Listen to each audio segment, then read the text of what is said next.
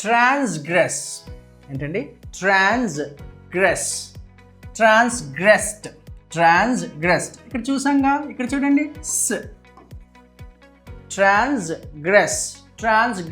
ట్రాన్స్గ్రెస్డ్. ఇక్కడ వచ్చింది కాబట్టి ఈ డీని ఇలా చెప్పాలి. ట్రాన్స్గ్రెస్డ్. ఏంటి సార్ మీనింగ్ అంటే చట్టాన్ని అతిక్రమించడం, చట్టాన్ని ఉల్లంఘించడం. ఓకేనా? He ట్రాన్స్గ్రెస్డ్ the low. అతను చట్టాన్ని అతిక్రమించాడు. అలాగే హద్దు మీరి చేయడం ఏదైనా సరే. While speaking on the stage, he transgressed his limits.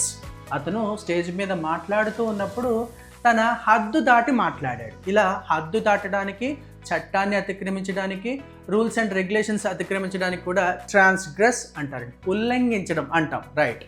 Next అండి ట్రెస్పస్. ఇక్కడ సేమ్ పదం అండి, ట్రెస్పస్.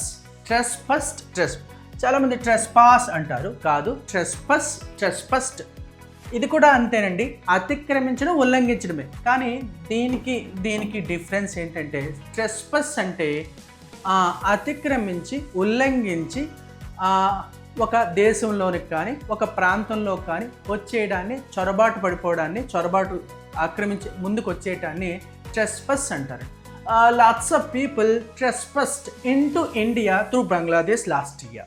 చాలామంది ఇండియాలోనికి చొరబడిపోయారు చట్టాన్ని అతిక్రమించి బంగ్లాదేశ్ ద్వారా. Lots of people trespassed into India through Bangladesh ద్వారాగా ఇండియాలోనికి ప్రవేశించారు, అతిక్రమించి వచ్చేసారు. రైట్.